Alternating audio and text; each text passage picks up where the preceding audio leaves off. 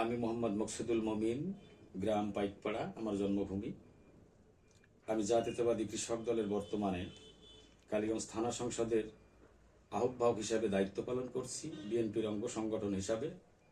আমার নেতা বিগত একাদশ জাতীয় সংসদ নির্বাচনের মধ্য দিয়ে কালীগঞ্জের সংসদ সদস্য হিসেবে প্রার্থী হিসেবে ধানের শীষের এখানে এসেছিলেন। আমি বর্তমানে তার সাথে রাজনৈতিকভাবে আছি। সেই জায়গা থেকে বর্তমান রাজনৈতিক পরিস্থিতি, আগামী জাতীয় সংসদ নির্বাচনকে সামনে রেখে যে পরিস্থিতি পর্যবেক্ষণ করছি, সেখান থেকে হঠাৎ আমাদের নেত্রী, আমাদের মা, যার নির্দেশনা ছিল বর্তমানে আসন্ন জাতীয় সংসদ নির্বাচনে অত্যন্ত গুরুত্বপূর্ণ ভূমিকা রাখার কথা ছিল, ভূমিকা রাখত। আমরা হতাশাগ্রস্ত জাতি, সেখান থেকে হারিয়েছি একটি কল্যাণময়ী মা, বাংলাদেশের অবিসংবাদিত নেত্রী, দক্ষিণ এশিয়ার সবচেয়ে গুরুত্বপূর্ণ এবং জনপ্রিয় নেত্রী, বাংলাদেশের 3 বারের প্রধানমন্ত্রী, বাংলাদেশের জাতীয়তাবাদের শক্তির কর্ণধর, জাতীয়তাবাদী আদর্শের শহীদ রাষ্ট্রপতি জিয়াউর রহমানের সহধর্মিণী, বিএনপির চেয়ারপারসন আমাদের মা, সারা বাংলাদেশে সকল পর্যায়ে জনসাধারণের উপলব্ধিতে একজন মা হিসাবে যিনি সাব্যস্ত হয়েছেন, প্রতিটি মানুষের কাল্পনিক শক্তিতে এই মায়ের প্রতি আস্থা এবং শ্রদ্ধা জ্ঞাপন হয়েছে। বাংলাদেশের মানুষের ইতিহাসের কথায় নাম লিখিয়েছে বিশ্ব দরবারে একজন মহিষী নারী হিসেবে, বীরাঙ্গনা নারী হিসেবে, আপসীন হিসাবে। দেশনেত্রী বেগম খালেদা জিয়া জাতীয়তাবাদী কৃষক দলের পক্ষ থেকে ওনার প্রয়াত দোয়ার দরখাস্ত রেখে দোয়ার মাহফিল অনুষ্ঠিত করার লক্ষ্যে আমি গত মঙ্গলবার আমাদের মায়ের দোয়ার মাহফিলে রুহুর মাগফিরাতের জন্য স্থান নির্বাচন করি। 1 নম্বর সুন্দরপুর দুর্গাপুর ইউনিয়ন আমতলা রোডস্থ স্থানে দোয়ার অনুষ্ঠান পূর্ব রাজনৈতিক কিছু আলোচনা পর্যালোচনার মধ্য দিয়ে কালীগঞ্জের পরিস্থিতি, আমার কাল্পনিক শক্তিতে আবেগের জায়গা থেকে কিছু কথা, কিছু ব্যাখ্যা বিশ্লেষণের ত্রুটি বিচ্যুতি আসে। সেটা হচ্ছে ভাষাগত দিক। আবেগপ্লুত হয়ে আমি ইতিপূর্বে আমি যখন বক্তব্য দিচ্ছি, তার পূর্বে কালীগঞ্জের বেশ কিছু রাজনৈতিক মহলের শীর্ষস্থানীয় নেতৃত্বেই দেখেছি ত্রুটিপূর্ণ ভাষা আবেগের জায়গা থেকে বের হয়ে এসছে। তো যথাযথভাবেই হয়তো আমার এই ত্রুটিটা প্রশাসনের কর্ণগহ্বরে পৌঁছায়। তখন আমি বুঝতে পারিনি, হঠাৎ আমাকে রিং দেয় মোবাইলে, মুঠোফোনে।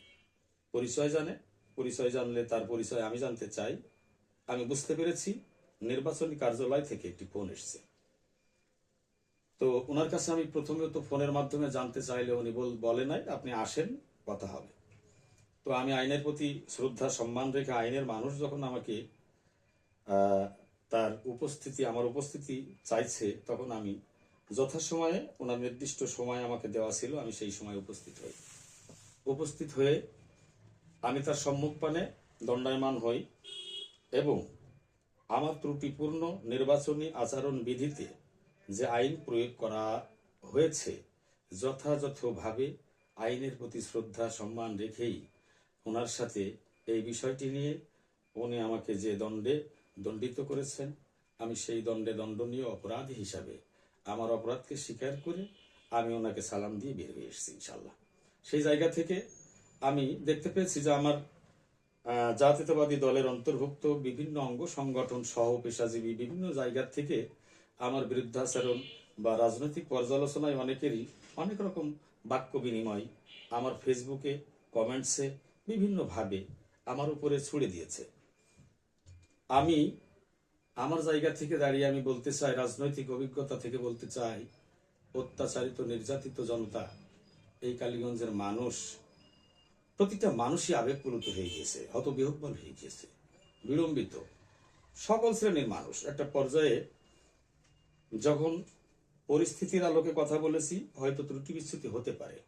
আপনারা যারা আমাকে কমেন্টস করেছেন, আপনাদেরকে ধন্যবাদ। মহান আল্লাহ তাআলা আপনাদের জ্ঞানের পরিসীমা বাড়িয়ে দিক।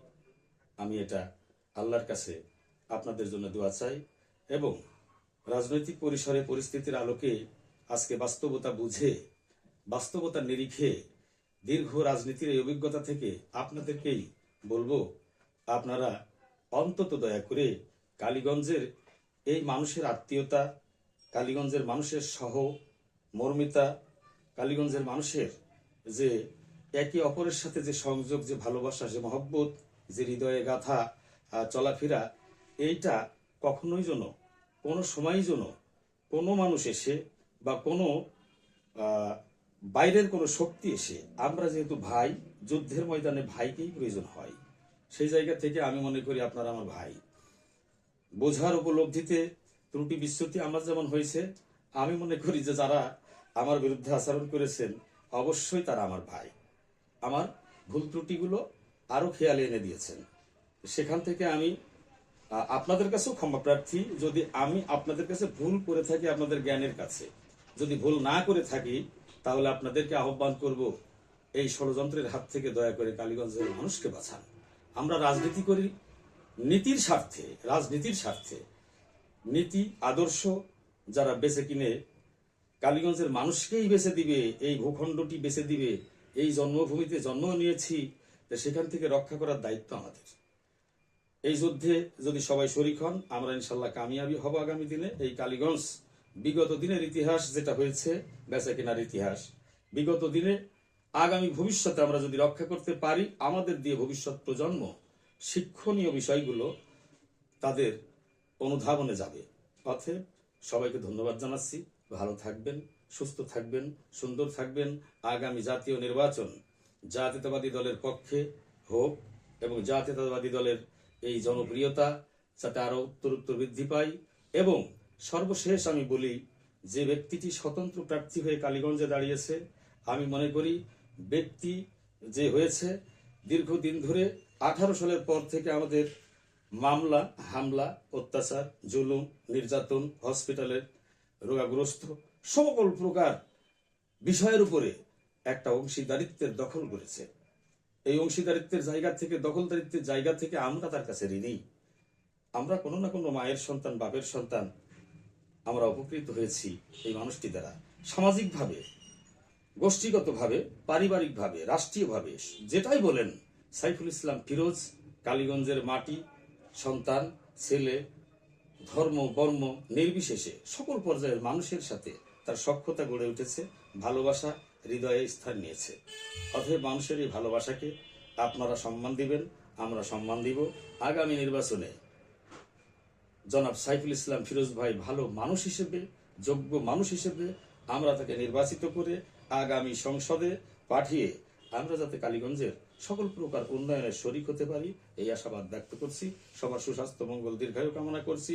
যারা কালীগঞ্জের যে সকল মানুষ এই রাজনীতিতে সম্পৃক্ত হয়ে রাজনীতি করতে করতে যে কোনো ভাবেই দিনাতিপাত করেছে, বিভিন্ন ভাবে অত্যাচারিত হয়েছে, নিপীড়িত হয়েছে, নিপীড়িত জনদের প্রতি শ্রদ্ধা রেখে, এবং যারা প্রয়াত হয়েছে, যাদের হাতে আমাদের শিক্ষা, রাজনৈতিক, আমাদের শ্রদ্ধেয় বড় ভাই নেতৃত্ব যারা দিয়েছে, তাদের দিক নির্দেশনা দেখেছি, খেয়াল করেছি। সেই সকল মানুষ যারা এই দুনিয়া ছেড়ে চলে গেছে আল্লাহর ইশারায়, তাদের প্রতি, তাদের রুহের প্রতি আত্মার মাগফিরাতের কামনা করে শেষ করছি। আল্লাহ হাফেজ। আসসালামু আলাইকুম।